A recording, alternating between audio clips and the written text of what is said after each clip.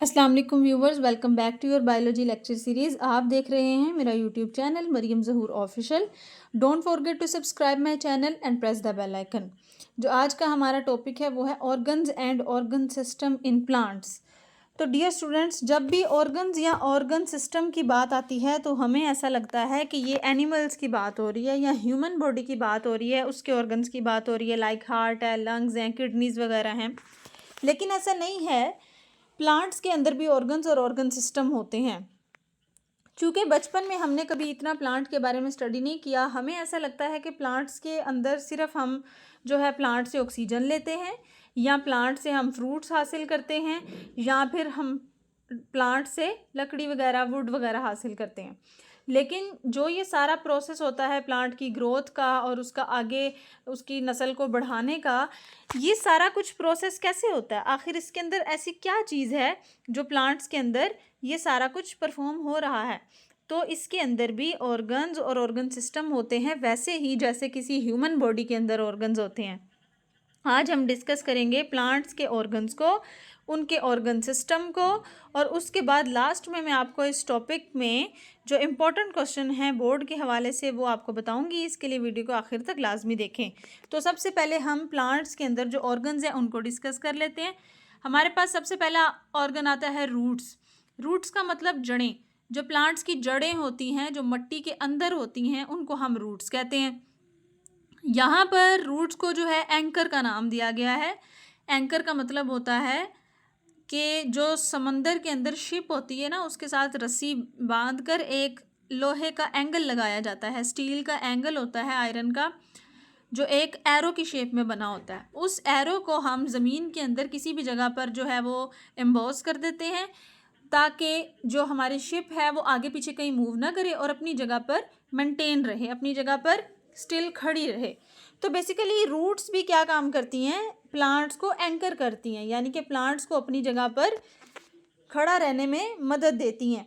उसके बाद रूट्स को हम एब्जॉर्बर कहते हैं क्योंकि ये जज्ब करती हैं। किस चीज़ को जज्ब करती हैं? पानी को और न्यूट्रिएंट्स को जज्ब करती हैं। जो हम पानी पौधों को लगाते हैं या जो हम फर्टिलाइज़र वगैरह डालते हैं, खाद वगैरह, उन सब चीज़ों को एब्जॉर्ब करती हैं और अपने अंदर न्यूट्रिएंट्स को स्टोर करती हैं ताकि आगे जो फ्यूचर में यूज़ होने हैं ग्रोथ के लिए प्लांट्स की, तो वो वहाँ से न्यूट्रिएंट्स जो है वो प्रोवाइड कर सकें।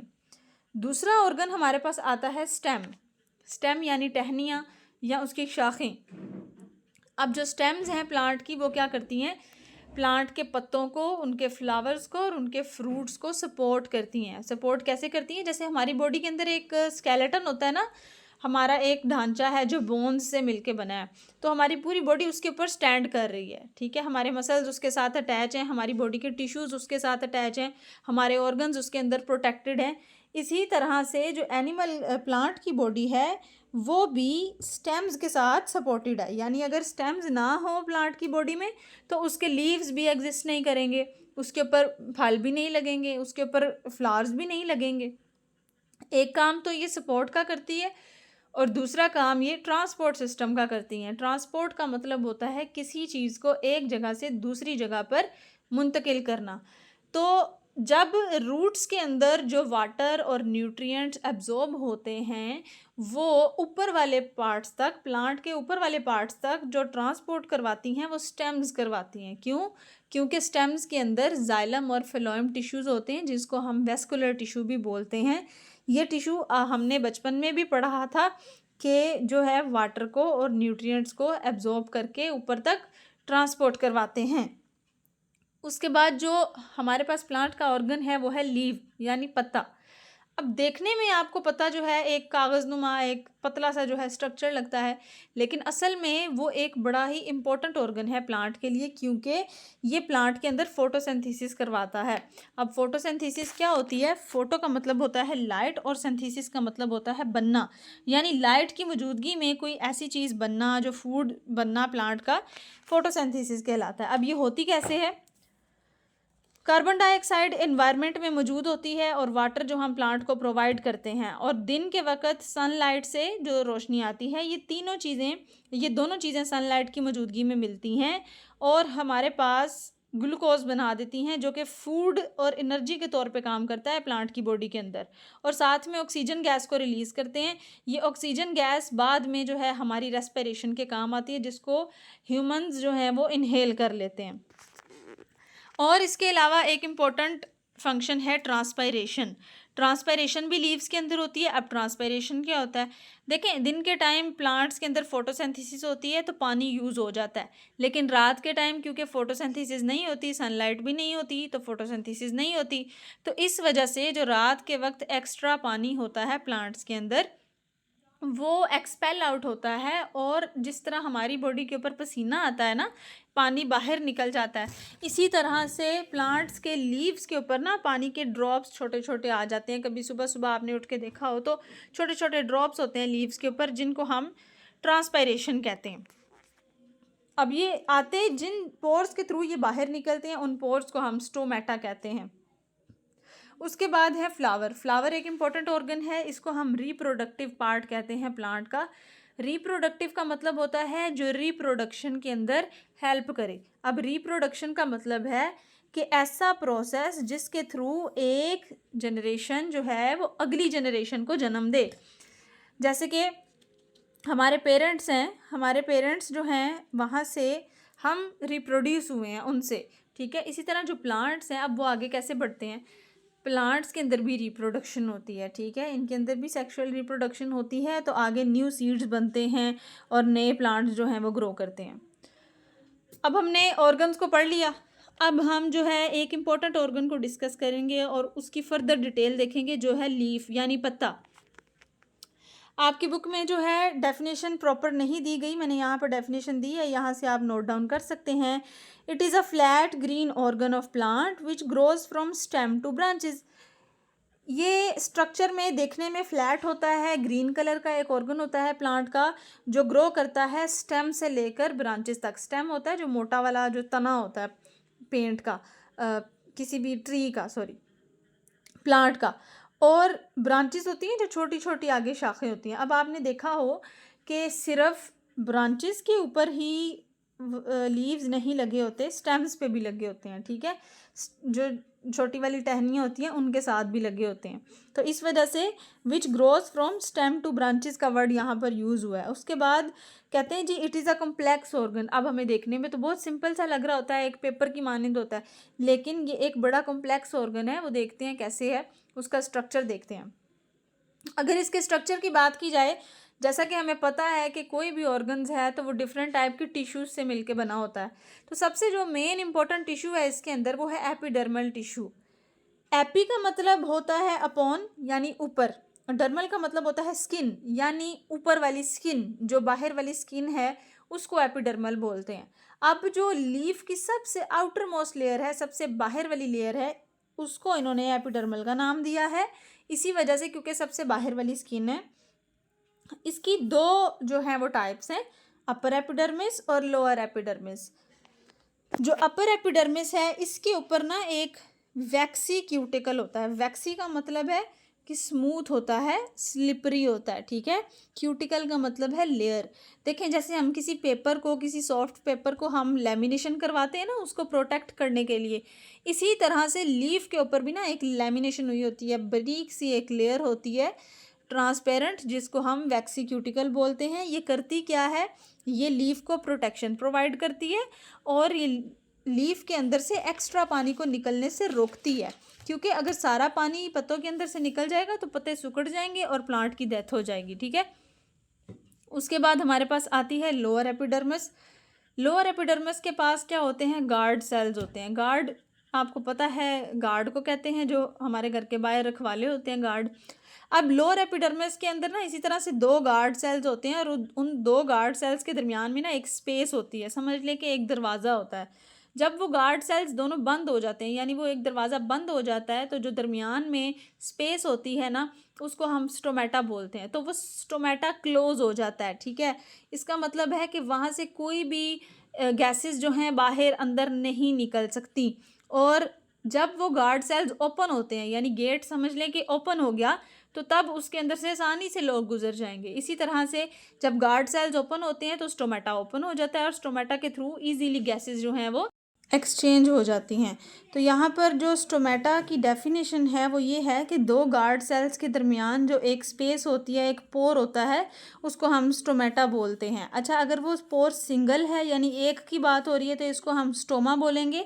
अगर ज़्यादा सारे हैं तो उनको हम स्टोमेटा बोलेंगे। ठीक है, ये करवाते क्या हैं, ये गैसेस के एक्सचेंज को कंट्रोल करते हैं। ठीक है, और ये हमारे प्लांट्स के जो लीफ है उसके अंदर से वाटर वेपर्स को रिमूव करने में हेल्प करते हैं। दूसरा जो मेन टिश्यू है वो हमारे पास मीज़ोफिल टिश्यू है। मीज़ो का मतलब होता है मिडल और फिल का मतलब होता है लीफ, यानी दरमियान वाला जो पोर्शन है लीफ का, जो लेयर्स का दरमियान वाला पोर्शन है वो मीज़ोफिल टिश्यू कहलाता है। यानी कि जो अपर एपिडर्मिस और लोअर एपिडर्मिस के दरमियान में जो पोर्शन आता है वो मीज़ोफिल टिश्यू का पोर्शन होता है। मीज़ोफिल टिश्यू के पास ना क्लोरोप्लास्ट होते हैं। अब क्लोरोप्लास्ट क्या होते हैं, ये सेल के अंदर एक ऑर्गेनेली होती है प्लांट के सेल के अंदर। ये ऑर्गेनेली जो है ना फोटोसिंथेसिस करवाती है। अगर किसी ने वीडियो नहीं देखी पूरी तो वो मेरे चैनल पे इसकी वीडियो अवेलेबल है, जाके देख सकते हैं वहाँ से। तो बेसिकली ये क्या करवाते हैं, फोटोसिंथेसिस को परफॉर्म करवाते हैं। तो ये एक एमसीक्यूज भी है कि फोटोसिंथेसिस कहाँ पर होती है, तो क्लोरोप्लास्ट के अंदर होती है, जो कि मीज़ोफिल टिश्यू के अंदर मौजूद होते हैं। अब दो टाइप्स हैं हमारे पास मीज़ोफिल टिश्यू की, एक है पैलिजेड और एक है स्पॉन्जी। जो पैलिजेड है, पैलिजेड का मतलब होता है वॉल लाइक स्ट्रक्चर, यानी एक दीवार नुमा स्ट्रक्चर है, हार्ड, जो इलोंगेटेड सेल्स की वजह से बना है। इलोंगेटेड का मतलब होता है लंबे, जो लेंथ वाइज थोड़े से लंबे होते हैं। उस तरह के सेल्स जब मिलते हैं आपस में पैक होते हैं तो एक वॉल लाइक स्ट्रक्चर बनाते हैं, जिसको हम पैलिजेड मीज़ोफिल कहते हैं। यहाँ पर आप डायग्राम में देख भी सकते हैं। और ये प्रेजेंट होता है अपर एपिडर्मिस के नीचे वाली साइड पे। ठीक है, अपर एपिडर्मिस के नीचे वाली साइड पे।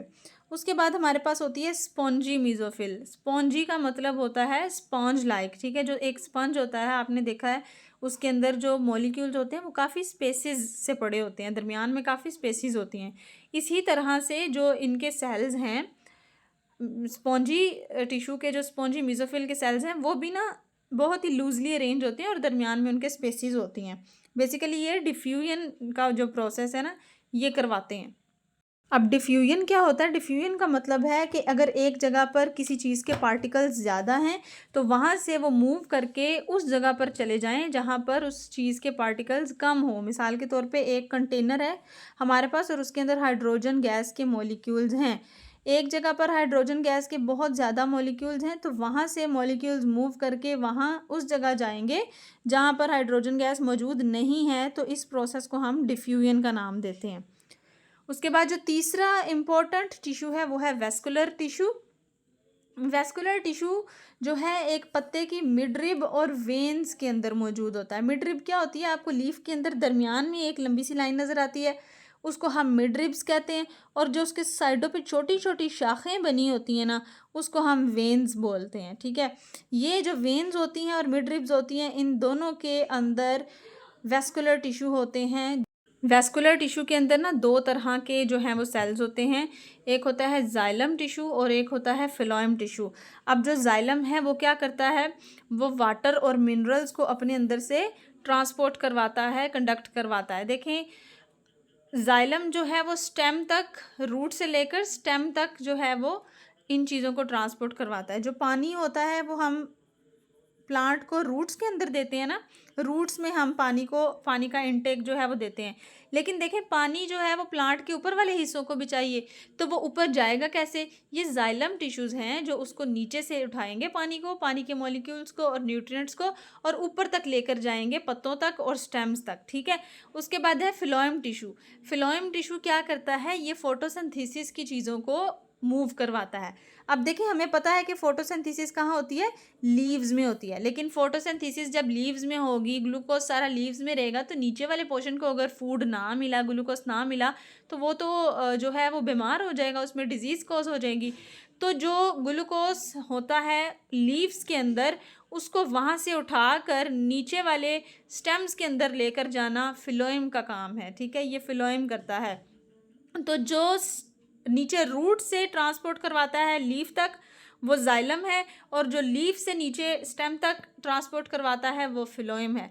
यहाँ पर आप डायग्राम देख सकते हैं, मैंने ड्रॉ की है। सबसे ऊपर क्यूटिकल लेयर होती है, उसके नीचे अपर एपिडर्मिस है, उसके नीचे पैलिजेड मीजोफिल है, उसके नीचे स्पॉन्जी मीजोफिल है और इसके अंदर जाइलम और फिलोएम भी होते हैं। सबसे नीचे लोअर एपिडर्मिस है। लोअर एपिडर्मिस के अंदर गार्ड सेल्स आप देख सकते हैं और यहाँ पर जो है इनके दरमियान में स्टोमेटा को भी आप देख सकते हैं। बहुत ही आसान डायग्राम है और आपने लाजमी बनानी है। अब इसके बाद हम क्या करेंगे, हमने सारे ऑर्गन्स देख लिए प्लांट के। अब हमने पढ़ना है ऑर्गन सिस्टम इन प्लांट्स कि कौन से ऑर्गन सिस्टम होते हैं। देखिए, हमें पता है कि एनिमल की जो बॉडी है ना वो ज़्यादा कॉम्प्लेक्स है, क्योंकि एनिमल की बॉडी के अंदर ज़्यादा ऑर्गन्स हैं और ज़्यादा ऑर्गन सिस्टम्स हैं। लेकिन प्लांट्स की बॉडी भी कॉम्प्लेक्स है, लेकिन एनिमल की निस्बत कम है, क्योंकि प्लांट्स की बॉडी के अंदर ऑर्गन भी कम है, इसी वजह से ऑर्गन सिस्टम भी कम है। तो यहाँ पर दो ही मेजर ऑर्गन सिस्टम है, एक रूट सिस्टम और दूसरा शूट सिस्टम। जो रूट सिस्टम है, जो ज़मीन से मट्टी से नीचे वाला हिस्सा है उसको हम रूट सिस्टम बोलते हैं, और जो मट्टी से ऊपर वाला हिस्सा है उसको हम शूट सिस्टम बोलते हैं। रूट सिस्टम के अंदर प्लांट की रूट्स आती हैं और शूट सिस्टम के अंदर प्लांट की लीव्स, फ्लावर्स और स्टेम्स आती हैं। रूट सिस्टम, जैसा कि हमने पहले पढ़ा कि ये प्लांट को एंकर करता है, यानी अपनी जगह पर मेंटेन रखता है, तो ये सपोर्ट प्रोवाइड करता है। दूसरे नंबर पे ये वाटर को और न्यूट्रिएंट्स को एब्जॉर्ब करता है, एब्जॉर्बर का काम करता है, और ये फूड को स्टोर भी करता है जो फ्यूचर में ताकि ये यूज़ कर सके। और शूट सिस्टम है, शूट सिस्टम क्या काम करता है, फोटोसिंथेसिस करवाता है लीव्स के थ्रू। जो इसके अंदर पत्ते होते हैं वो फोटोसिंथेसिस करवाते हैं, प्लांट का फूड जो है वो तैयार हो जाता है। ठीक है, जो इसके अंदर फ्लावर्स हैं वो रिप्रोडक्शन करवाते हैं, प्लांट का सीड जो है वो तैयार होता है, और वो जो सीड है आगे हम फर्दर उससे नया प्लांट जो है वो ग्रो करवा सकते हैं। उसके बाद स्टेम्स हैं, स्टेम्स क्या करती हैं, ट्रांसपोर्ट करवाती हैं। ट्रांसपोर्ट, जैसा मैंने आपको पहले बताया कि वाटर के और मिनरल्स और जो न्यूट्रिएंट्स हैं उनको नीचे से ऊपर और ऊपर से नीचे लेकर जाना क्या कहलाता है, ट्रांसपोर्ट कहलाता है। ठीक है, अब हम देखेंगे बोर्ड के पॉइंट ऑफ व्यू से क्या क्या क्वेश्चन बन सकते हैं। जो पहला टॉपिक है ऑर्गन इन प्लांट्स, ये एक लॉन्ग क्वेश्चन भी कंसीडर कर सकते हैं आप और शॉर्ट क्वेश्चन भी। लेकिन जो लीफ एज एन ऑर्गन वाला टॉपिक है ये इंपॉर्टेंट लॉन्ग के तौर पे आप इसको कंसीडर करें, क्योंकि ये एक बहुत डिटेल्ड और फुल फ्लैज लॉन्ग आएगा अगर ये आया तो। और इसके अंदर से पॉसिबल ये है कि शॉर्ट भी बन जाए, जैसे मेसोफिल टिश्यू है उसकी दो टाइप्स आपसे पूछ सकते हैं, difference between palisade and spongy mesophyll पूछ सकते हैं। और उसके बाद जो आगे है topic organ system in plants, ये लॉन्ग में तो मुश्किल ही लगता है क्योंकि ज़्यादा डिटेल्ड नहीं है, तो लेकिन वैसे आप इसको तैयार लॉन्ग के हिसाब से ही करें, क्योंकि हर टॉपिक को लॉन्ग के हिसाब से तैयार करना चाहिए, ताकि अगर उसमें से शॉर्ट आए तो आप कवर कर लें उसमें से। लेकिन अगर आप शॉर्ट के हिसाब से तैयार करेंगे, बीच में से लॉन्ग आ गया तो फिर आप कवर नहीं कर पाएंगे।